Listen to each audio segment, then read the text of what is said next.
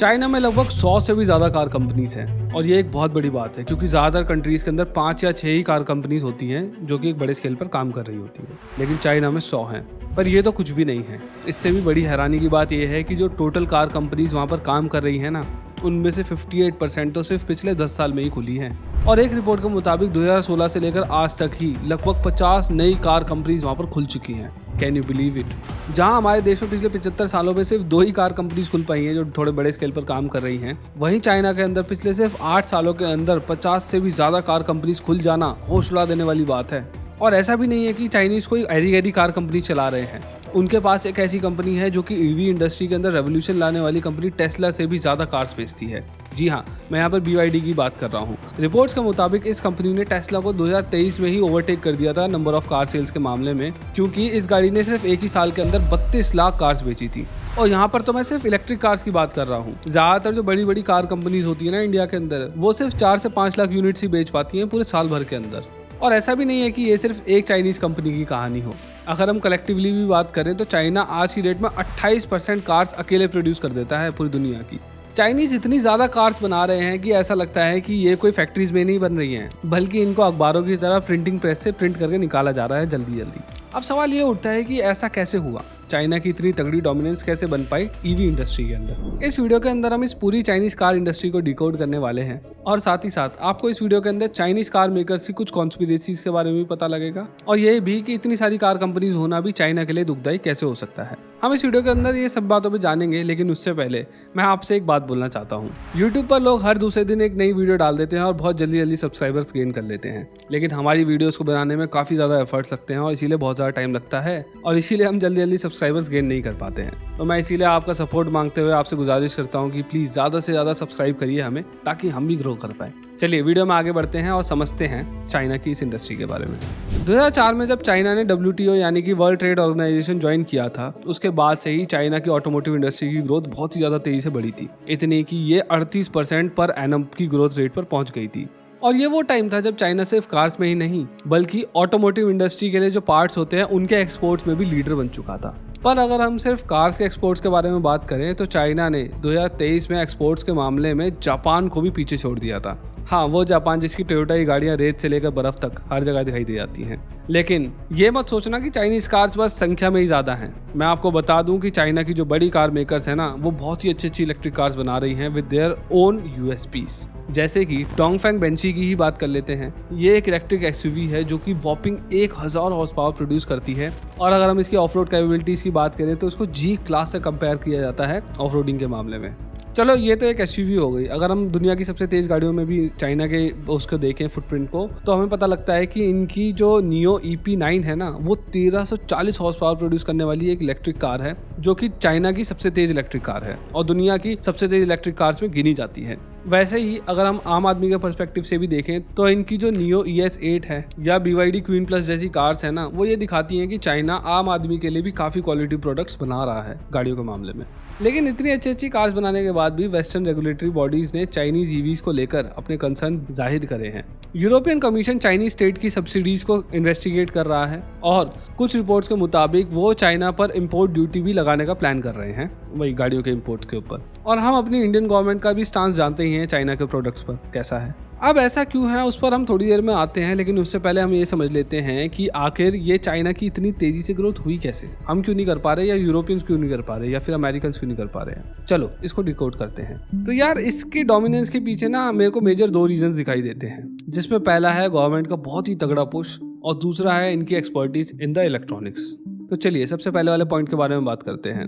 देखिए, unlike other nation, जो China के अंदर कार कंपनीज है ना, उनमें से ज़्यादातर स्टेट ओन्ड हैं, यानी कि ये सरकारी कंपनीज है। ये बिल्कुल वैसे ही है जैसा इंडिया के अंदर इंडियन ऑयल कॉर्पोरेशन भारत सरकार द्वारा ओन करी जाती है, वैसे ही चाइना में जो ज़्यादातर कार कंपनीज हैं वो सरकार द्वारा डायरेक्टली ओन करी जाती हैं और इसीलिए वहाँ पर कार कंपनीज को सरकार से बहुत ही भारी मात्रा में मदद मिलती है, जैसे कि इनको टेक्नोलॉजी शेयरिंग, सब्सिडीज, लोन्स और इन्वेस्टमेंट वगैरह में बहुत ही ज़्यादा मदद मिलती है सरकार से। पर चाइना का जो EV सेगमेंट है ना, उसमें तो देखने में ये मिल रहा है कि कुछ ज़्यादा ही अंधा पैसा खर्च कर रही है चाइना की गवर्नमेंट। जैसे कि 2016 से लेकर 2022 के बीच में ही चाइना की जो गवर्नमेंट है वो $57 बिलियन को स्पेंड कर चुकी है इलेक्ट्रिक कार्स के परचेजेस पे और उनको सपोर्ट करने के लिए, और ये US गवर्नमेंट से भी 5 गुना ज़्यादा है। और ये जो सिलसिला है वो आज का नहीं है। चाइना का जो ईवी मार्केट डोमिनेंस का जो प्लान है ना, वो कई सालों पुराना है। 2009 के अंदर ही चाइना ने ईवीज के ऊपर टैक्स एग्जेम्पशंस देने चालू कर दिए थे, लेकिन 2014 में तो इन्होंने गजब ही कर दिया, क्योंकि इस साल इन्होंने ईवीज परचेसेस पर जो टैक्स लगते थे उनको पूरी तरीके से खत्म कर दिया। पर रिसेंटली ये देखने को मिल रहा था कि चाइना शायद से इन एग्जेम्पशंस को बंद कर दे पूरी तरीके से, लेकिन चाइनीज गवर्नमेंट ने फिर से एक छक्का मार दिया और इस एग्जेम्पशन को 2027 तक एक्सटेंड कर दिया। यानी कि 2027 तक वहाँ के लोग जितनी भी इलेक्ट्रिक कार्स खरीदेंगे, उस इलेक्ट्रिक कार पर उनको एक भी रुपया टैक्स में नहीं देना है। अब इन्हीं टोटल एग्जेम्पशंस के चलते चाइनीज सरकार 2009 से लेकर 2022 तक लगभग $30 बिलियन तो सिर्फ टैक्स एग्जेम्पशंस पे ही खर्च कर चुकी है। और अभी तक तो हम सिर्फ डायरेक्ट कंज्यूमर सब्सिडीज की ही बात कर रहे थे। इसके अलावा वहाँ पर जो सरकार है वो कार कंपनीज को प्रोड्यूस करने के लिए भी काफी ज्यादा सब्सिडीज देती है, मगर ये सब्सिडीज ईवी में कुछ ज्यादा ही हैं। ब्लूमबर्ग की रिपोर्ट के मुताबिक सिर्फ पिछले साल ही चाइना ने 31 बिलियन युआन सब्सिडीज में दिए थे 49 कार मेकर्स को, जिसमें कि सबसे ज्यादा सब्सिडीज मिली थी वो BYD को मिली थी, क्योंकि वो सबसे बड़ी कंपनी है वहाँ की। इसके अलावा वहाँ की सरकार ने कार मेकिंग जैसे कैपिटल इंटेंसिव बिजनेसेस का ध्यान रखते हुए इनको बहुत ही सस्ते लोन ऑफर कर रखे हैं। चाइना की मिनिस्ट्री ऑफ फाइनेंस ने 20 बिलियन युआन स्पेंड करे हैं इलेक्ट्रिक कार्स के प्रमोशन पर। इसके साथ साथ उन्होंने रिसर्च एंड डेवलपमेंट में भी भारी सब्सिडीज दे रखी हैं। यानी कि वो हर एक जगह पर सब्सिडीज देने का मौका नहीं छोड़ रहे हैं, ताकि उनकी जो ग्रोथ है वो बहुत ही अच्छी हो सके। अब पहला रीजन तो ये था, यानी कि चाइनीज गवर्नमेंट का सपोर्ट ऑन ईवीज।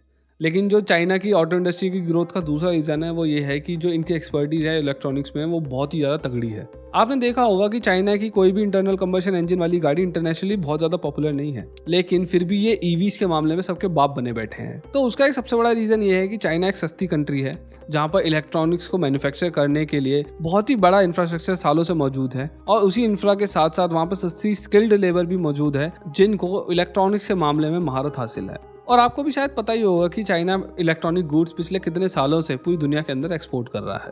लेकिन सिर्फ यही नहीं, चाइना दुनिया की मेजॉरिटी लिथियम आयन बैटरीज की मार्केट को भी कंट्रोल करता है। आधी से ज्यादा दुनिया चाइना की बैटरीज पर ही डिपेंडेंट है, और यहाँ तक कि इंडिया भी।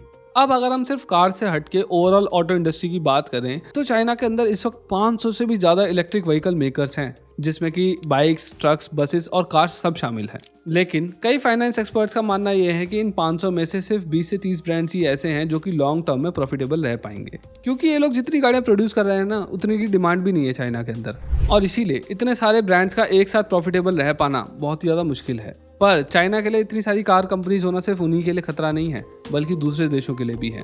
देखिए, अब मैं तो कोई कॉन्स्पिरेसी थ्योरिस्ट तो हूँ नहीं, लेकिन पॉपुलर ऑटोमोटिव न्यूज हाउस जैसे कि टॉप गियर ने चाइनीज ईवीज को लेकर कुछ कंसर्न जाहिर करे हैं। उनका कहना यह है कि जो चाइनीज ईवीज है ना, वो खतरा हो सकती है। वहाँ के इंस्टीट्यूट ऑफ मोटर इंडस्ट्री के प्रेसिडेंट जिम सेकर ने रिसेंटली एक वार्निंग इशू करते हुए कहा था कि चाइनीज ईवीज का इन्वेजन हुआ है यूके की इकोनॉमी को डिस्टेबलाइज करने के लिए, और उन्होंने चाइनीज ईवीज को ट्रोजन हॉर्सेस भी कह दिया। अब अगर आप इस वर्ड का मतलब नहीं जानते तो मैं बता दूं, ये एक तरीके का बहुत ही ज्यादा पॉपुलर कंप्यूटर वायरस है, और उन्होंने चाइनीज ईवीज के लिए इस वर्ड का इस्तेमाल इसलिए किया है क्योंकि उनका मानना यह है कि ये जो कार्स है ना, ये स्पाईवेयर्स के साथ एक्सपोर्ट करी जा रही है दुनिया भर में, ताकि वो लोग जासूसी कर सकें दुनिया भर के लोगों की। अब ये कुछ बड़े क्लेम्स हैं, लेकिन यूरोपियन यूनियन ने चाइनीज कार मेकर्स की इंक्वायरी शुरू कर दी है, जिसको चाइना ने नेकेड प्रोटेक्शनिस्ट एक्ट बोला है। अब वेस्टर्न कंट्रीज को चाइनीज कार्स के सॉफ्टवेयर से तो खतरा है ही, पर देखा जाए तो उनको चाइनीज ईवीज के हार्डवेयर से भी खतरा है, यानी कि उनकी गाड़ियों से। एक्चुअली मैं यहाँ पर सिमिलैरिटीज की बात कर रहा हूँ कि कैसे चाइनीज कार्स वेस्टर्न कार्स से काफी ज्यादा सिमिलर होती हैं। अब ये बात तो आप लोग जानते ही होंगे कि चाइना पे पहले भी कई बार कॉपी करने के क्लेम करे गए हैं, लेकिन इस बार थोड़ा सा एक्सट्रीम हो गया है मामला, क्योंकि इस बार चाइना कोई चीप कॉपी नहीं बना रहा, बल्कि वेस्टर्न कंट्रीज से इंस्पिरेशन लेकर उन्हीं को मात दे रहा है। फॉर एग्जाम्पल, यहाँ पर हम ज़्यादा गाड़ियों की बात नहीं करेंगे, सिर्फ एक गाड़ी की बात करेंगे। ये देखो, ये है BYD की सील, जो कि ऑलमोस्ट टेस्ला की मॉडल 3 जैसी दिखाई देती है। पर ये मत सोचना कि ये कोई टेस्ला की सस्ती कॉपी है, बल्कि ये कार टेस्ला की इस गाड़ी से कई महीनों में बहुत ही ज़्यादा बेहतर है। जैसे कि इसके अंदर काफ़ी सारे क्रीचर कंफर्ट्स मिलते हैं। इसमें मॉडल 3 के मुकाबले 2 स्क्रीन दी गई है, मॉडल 3 में सिर्फ एक ही है और इसके अंदर 2 है। साथ ही साथ जो इसकी बीच वाली स्क्रीन है वो वर्टिकल भी हो जाती है हॉरिजॉन्टल के साथ साथ। एंड इवन अगर हम इसके इंटीरियर की ओवरऑल क्वालिटी की भी बात करें ना, तो ये टेस्ला की कार से काफ़ी ज़्यादा बेटर दिखाई देती है। और सिर्फ यही नहीं, अगर हम परफॉर्मेंस की बात भी करें ना, तो कार वाव ने रिसेंटली इन दोनों गाड़ियों की ड्रैग रेस कराई थी, और उसके अंदर चाइना की इस ईवी ने मॉडल 3 को अच्छी तरीके से हराया था। अब आप लोग समझ ही पा रहे होंगे कि जो चाइना के कार मेकर्स हैं वो वेस्टर्न कार जैसी दिखने वाली गाड़ियां तो बना ही रहे हैं, लेकिन ये भी देखने को मिल रहा है कि वो उन्हें उन्हीं के गेम में हरा रहे हैं, और ये सब वेस्टर्न कार मेकर्स के लिए ऑब्वियसली खतरे वाली बात है। और कहीं ना कहीं मैं ये मानता हूँ कि ये जो यूरोप के अंदर चाइनीज कार्स पर जांच बिठाई जा रही है ना, या फिर शक वगैरह जताया जा रहा है, वो सब इसीलिए हो रहा है क्योंकि they know that very soon they won't be able to compete with China. Western countries को छोड़ो, अगर हम इंडिया की भी बात करें तो जो चाइना की BYD है ना, वो बड़ी शांति से इंडियन मार्केट के अंदर घुसी है और ऑलरेडी काफी सारी इलेक्ट्रिक कार्स बेचने लग गई है, और उनकी MG भी। वहीं अगर हम टेस्ला को देखें तो वो अभी तक इंडिया में आई भी नहीं है, वो बस बोले जा रही है कि हम आएंगे लेकिन आई नहीं है। अब ये चीज यही दिखाती है कि चाइनीज ब्रांड्स मार्केट एक्विजिशन के मामले में भी टेस्ला जैसे जायंट ब्रांड से भी ज्यादा तेज है। अब चाइनीज ऑटोमेकर संख्या के मामले में तो बहुत सारी गाड़ियां बना रहे हैं, लेकिन इनके ऊपर बीच बीच में ये भी इल्जाम लगते रहते हैं कि ये जो अपनी सेल्स है ना वो गलत बताते हैं। जैसे कि इस फुटेज को देखिए, जहां पर आप देख सकते हैं कि कई अलग अलग तरीके की ब्रांड न्यू इलेक्ट्रिक कार्स धूल फांक रही हैं। अब इन्हीं तरीके की इमेजेस को देखते हुए ये बोला जा रहा है कि ये जो गाड़ियां हैं ना, ये अनसोल्ड लॉट है, और चाइना अपनी जो सेल्स है ना उनके अंदर इन गाड़ियों को भी डाल के बताता है। तो अब क्या है क्या नहीं है, ये तो कॉन्स्पिरेसी है थोड़ी सी, मैं नहीं कह सकता क्या सच है, बट मैं ये जरूर कह सकता हूँ कि ऑब्वियसली चाइना पूरी दुनिया को बहुत ज़्यादा टफ कंपटीशन दे रहा है, और खासकर इंडियन ऑटो मेकर्स को ना अब अपनी कमर कस लेनी चाहिए। आराम आराम से काम करने से कुछ नहीं होगा। इस वीडियो में बस इतना ही। अगर आपको मेरी ये वीडियो पसंद आई हो तो please consider subscribing to our channel. इस वीडियो को लाइक करिए, शेयर करिए, और कमेंट्स में बताइए कि आपकी फेवरेट चाइनीज़ कार कौन सी है। मैं कई बार हैरान हो जाता हूँ कि मुझे भी इतनी कार नहीं पता होती हैं चाइना वाली जितनी आप लोगों को पता होती हैं, तो ज़रूर कमेंट्स के अंदर बताइए। और हाँ, जाते जाते मेरे इंस्टाग्राम को भी फॉलो कर लीजिए, क्योंकि मैं वहाँ पे बहुत सारे अपडेट्स डाल रहा हूँ और रील्स वगैरह भी डाल रहा हूँ, जो कि एक्सक्लूसिवली इंस्टाग्राम पर ही आती हैं। चलिए, इस वीडियो में बस इतना ही। बाय।